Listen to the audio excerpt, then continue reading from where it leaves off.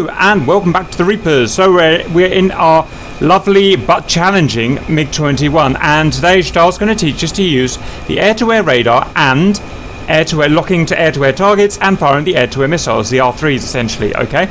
So first of all, there's some stuff that we need to do to set everything up, and I'm going to do that on the ground just to make it stress-free and easy. So first, let me show you what I've got on board. You can see I've got just the two inner pylons and I've got R3Rs, air-to-air radar, semi-active radar guided missiles, and that's what we're going to be using, okay? So the first thing is we want to set our weapon selector from ground to air, just make sure it's on the air-to-air, okay? Then our missile type selector, we want to go to SAR, semi-active radar, isn't it, Charles? Yes, just Charles. Instead of IR, so we've got semi-active radar guiding missiles here. Then we've got our pylon selector. So annoyingly, every time you fire a missile, or you want to fire a missile, you have to set this this guy here, which selects your pylon. Now, I've got a couple of binds set up for this. Let me show you that. Select previous weapon, select next weapon, okay? And that allows you to turn this knob without using the mouse, or you can use the mouse, right click, left click, okay? These options here are for, let me see, are for rockets. These options here are, I think, for rockets as well. Or essentially everything here is air to ground, okay? Everything here is air to air. That fires weapon station 1, weapon station 2, 3, 4. That fires weapon station 1 and 2 together. That fires weapon station 3 and 4 together, okay? The inner pylons are 1 and 2. The outer pylons are 3 and 4. So if we fired with that, we would fire both inner pylons, both of my R3Rs. If we fired, this weapon station 1, we would fire one of my inner pylons. Okay, so we've got that set up now. Now this may have well been done in your startup procedure, but just in case it hasn't, we'll go through it now. We've got our radar standby and radar on here. It's standby for a few minutes to let it warm up. That is the middle selection for that switch there, and then turn it on. We go up like that, and that is our radar turned on here. We've also got radar modes here. We've got down is off, middle is to clear out ground clutter. That will be the standard one we use. We could go up to tilt the radar upwards to look up for our high-level bombers, but we're going to have filter. Here is the radar scope. We can move our TDC up and down with standby. TDC range minus, TDC range plus, okay? And that allows us to move up and down. We've got a target there. It's just faded, but you saw that kind of inverted T. That was a target on our radar scope somewhere up there, flying about. We've got a lateral left to right scan of 5 degrees left, 10 degrees left, 15 degrees left, 5 degrees right, 10 degrees right, 15 degrees right. So a total of 30 degrees scan left and right, which is pretty ridiculously bad, but it is an old 50s plane, so we'll forgive it. I think it's actually plus and minus 30 degrees. It just won't show it like that on the radar screen. Hey, fine. Oh, okay, fine. Then we've got range from here outwards, if you like. We've got 10 kilometers, 20 kilometers, and if I can see it, 30 kilometers. And see if we can move that up. There you go. That moves. We can only lock up to 20 kilometers, and we can go down to 0 kilometers. Okay. When we lock a target, I'll show you the button we press to lock the target. Target lock on. Okay. That's as simple as that. So this is essentially, it's a top-down B-scope view, isn't it, Sean? Exactly. It turns into a chase view the moment you lock something. Oh, Roger. I have one more question. We've talked about the left and right that it can scan in degrees. Up and down, do we know how far it can scan up and down out of interest? Minus 1.5 degrees down and plus 17 up. God, it's useless. It's useless, Star. That's good enough. It's better than the F5. Okay, fine. Oh, well, there's another target. We'll see if we can lock it in a minute, but we cannot move the TDC left and right. The TDC, the target designator selector switch, can only go up and down. That's just how it is. And I think that target has to be relatively in the middle to lock it, although we will experiment in the sky. Yeah, one thing I picked up from that shard is that it doesn't look down very far, so it seems to be a weakness. It doesn't look down. Is that right? It is primarily designed as a bomber interceptor, so it was designed with that in mind, that it's always going to look up. So if you're attacking a Mig-21 head-on, always come down from low. I've learned that today. Right, options. These are on-off toggles, essentially, that you can have for the Radar, we've been through them already, but we've got radar into... Why do we want the jammers? Is that like a... Well, right now we just leave them off.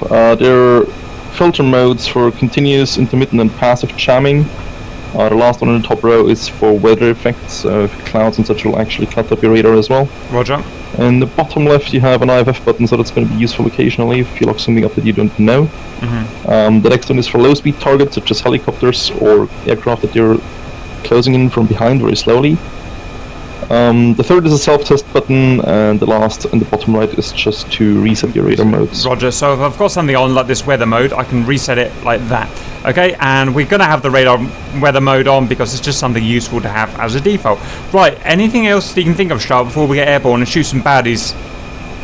A couple minor things. The inverted T you saw earlier on the radar, that actually means that the target is above you. If it is just the line, then it's pretty much co-altitude, and in the very rare case that it would be below you, it would be an actual T-shape. Also, one thing, since we're just going to fire missiles now anyway, we can as well set up our HUD. So the 3 white switches to the left of the HUD, we want to set to LNC, which is the rockets and missiles mode, as well as the second one to S, which is the general shooting mode. B is only used for bombardment, and the last one we're going to leave it automatic. And to the bottom right of the auto and manual switch, there's another little kind of hidden thing that says missile and gyro. For air-to-air, you generally want it on gyro. Are you sure we don't have it on missile, Star? No, the missile mode actually means that it uses 2 less factors to calculate solutions. Roger. And the pipper will be locked to the vertical line in the center of... Right, we're going to get airborne and find a target, so stand by. And pull her off the runway 9. No burst tires for cap. Right, gear up. Gear up. Don't forget to set it back to neutral. I will do in a second. Right, so we're airborne and we're now looking for bad guys. Now, one thing I noticed, Charles, is at the bottom of the B scope there's a big fluffy amount of yellow. Have you got that? Yeah, that's ground color. Roger. I thought we turned ground color filter off. On, sorry. It doesn't filter out 100%, it just makes it so you can possibly still see something through that yellow mist. Hey, Pam. I actually see a Herc out of my left cockpit, so I'm going to turn onto him and see if we can get him in the scope. He's about 3 or 4 miles away. If you're very close, by the way, it can be pretty difficult to find them on radar because they're going to be in the yellow ground. Yeah, roger. Let's see what happens. Okay. Yes, got him. Right. So, we can see him there. You can see there's 2 of them. He's got a tick above him and below him, showing that he's co-altitude with us. Let me just get my trim set so I'm not so wobbly. It's a bit better. Let's go down and lock him if we can. I've got him on the TDC. I've pressed lock. I've got the tone telling me that we've got lock. We don't have a minimum altitude, minimum range warning, which we would have here if we were minimum range. So now we've got a chase view. That is the target there, saying that it's slightly above us because the tick is above. Here are the range indicators. We've got these 2 ticks here. They would start roughly out here if they was out of range. Once they move into the area where the solid line is not, like they are now, we are within range. So that's out of interest. Just let him get away so we can get him out of range. You can see now we've let him get away so that he's now out of range because the range ticks are within this solid lateral line. Now we're going to put the burner on, speed up.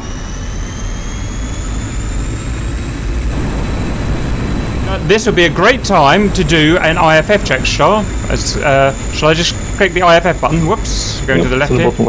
Hang on a sec, I'm just, the guy's turning away from me. I'm tracking him to the left. I'm going to press IFF, which is this one here, I believe. Okay, I pressed it. Roger, I pressed it and nothing happened. So does that mean he's a bad guy? Well, certainly not friendly at least, yes. Roger. Could be some civilian aircraft that doesn't have the correct transponder, technically. Can I only fire when I've got the lock with the beep sound? Probably. I mean, you can see a lock light, a green lock light. Yeah, roger. Underneath your... But the more interesting indicator is simply on the radar, the empty space. See to it that you're, at least within 3/4 or so of the max Yeah. range. Oh, I've lost him. Lighter. Right, he got away. Never mind. Get some good practice locking. He's down to the right and low, I think. Try and get him back. There's one. Right. Let's go to the right. Try and pick him up. I'm guessing it doesn't lock stuff very well when they're moving away from you. No, but that's what you can use the low speed mode for. That could help. Yeah, roger. I'm going to go to low speed. Low speed on. Going to try and lock this target now. Get my trim set up. I can't lock him yet, so I'm going to get a little bit closer. I can see him visually now, so that's going to make it a bit easier. Got him. And I've got a tone. Right, just trim myself out. So currently he is out of range because you can see the range ticks are within the solid line. We need to get closer. Let's go get closer. So we're going to take it to within about a quarter or 3/4, however you want to describe that, of being within range, which is about now. I'm now going to fire by pressing weapon release and holding. Missile away. Slow down so we don't get too close. If we get too close, we'll get a break-off warning here or the red light. Missile is away. Is it going to kill him? You're a little bit far. It's slowing down too much. Roger. I'm showing about 1/3 range. Which is pretty... And we're self-detonation, so it didn't fire, so we're going to get a little bit closer for a better shot. Yeah, you can also try to give it some lead. Roger, yeah, I'm going to try giving this lead. So we've locked, we've got tone, got everything we need. Let's fire here. Fire. Okay, he's going to dodge left. Yeah, good. I got him! It's okay, I lost a tone, but I'm okay. So I did actually hit him there, Charles, but he didn't die because of the uselessness of the warhead of the missile. Looks like.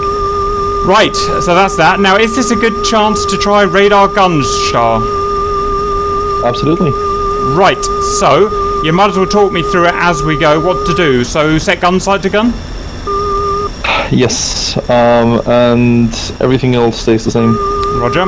I have a tone, a lock on my fella. Do I lock him from the B scope again? Good, yes. Okay, so I've got my target here. I'm going to lock him. Sorry, I've already got him locked, I meant to say. Now, interestingly, the cursor is not... the pipper is not on him. Is it trying to give me lead?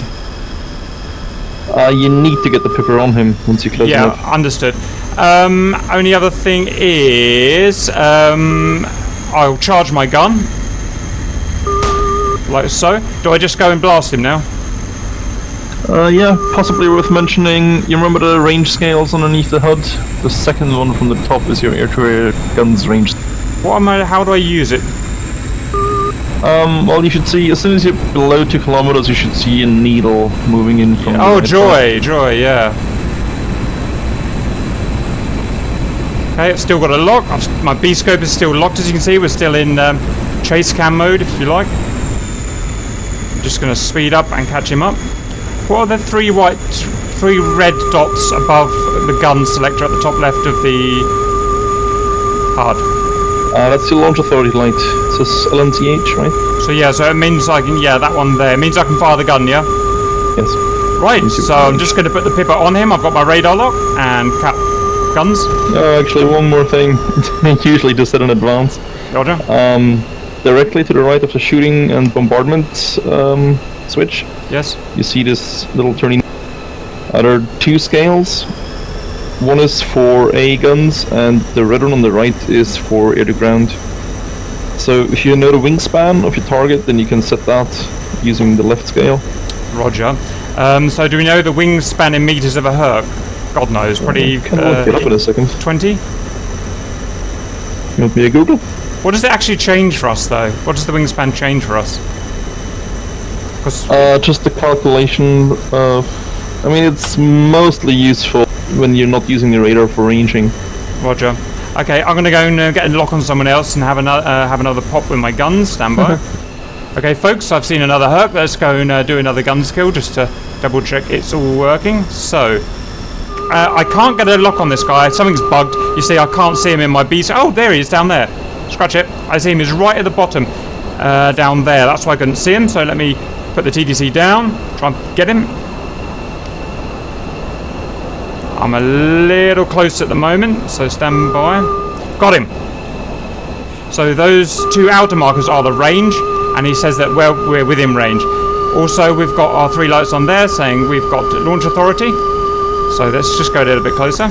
We'll do another gun skill, and then we'll do an iron sight kill. Let's give him a go.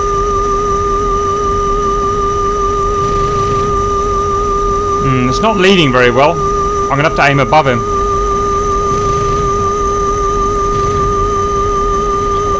Those mostly work reasonably well if you're behind them or with a low intercept angle. Roger. If you're coming in for a high deflection shot, you'll have to eyeball it anyway. Yeah, that was pretty crap to be honest, but never mind.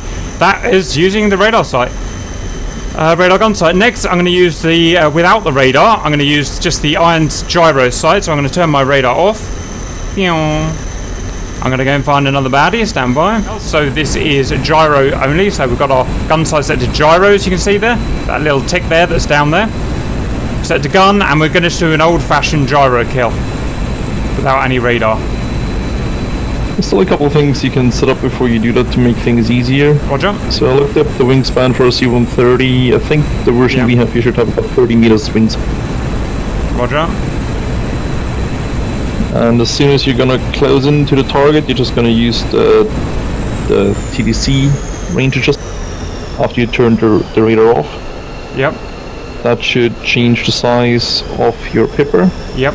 And as soon as the wingspan of the enemy fits nicely inside the pipper, you're within the perfect range to fire. Roger, so using the TDC up and down buttons as we had earlier, I can make the pipper bigger and smaller, as you can see I'm doing now. Big, small, big, small. Roger, I've set the wingspan to 30, as you can see there. Tried to, anyway. Be careful though, at some point the pipper just won't get any smaller, so you're still going to be out of range for that. Roger, right, let me find my bad guy.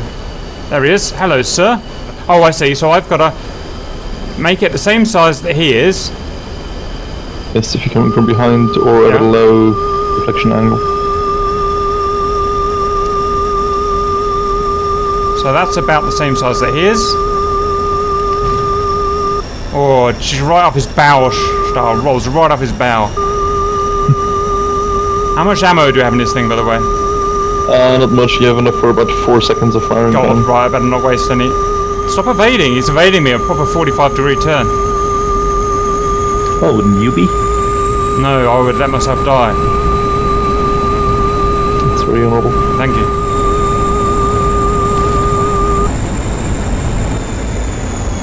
Ah, proper evasive now.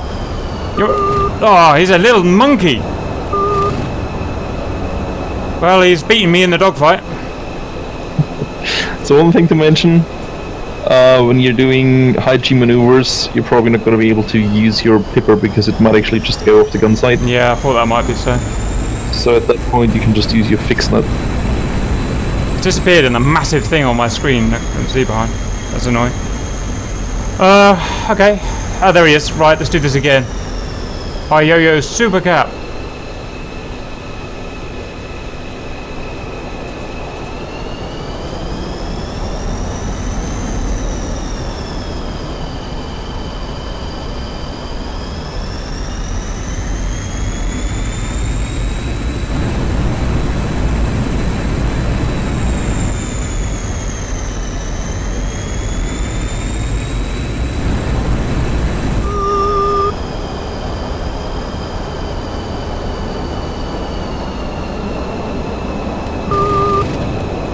Oh, Winchester. Oh, I got him! Haha!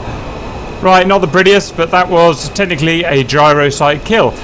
Right, Stahl, we've done semi-active radar-guided missiles, radar-guided guns, iron sight guns. Is there anything else you want to add to this before we sign off? Not that I could think of, so do I know. Good. Well, I hope you enjoyed that and learned some stuff. It is quite finicky. That was my first go, obviously, so I made a right pig's ear of it. But it did technically show you how to do those most of the things. I'm going to sign off now. Next, we'll be doing the heat seekers.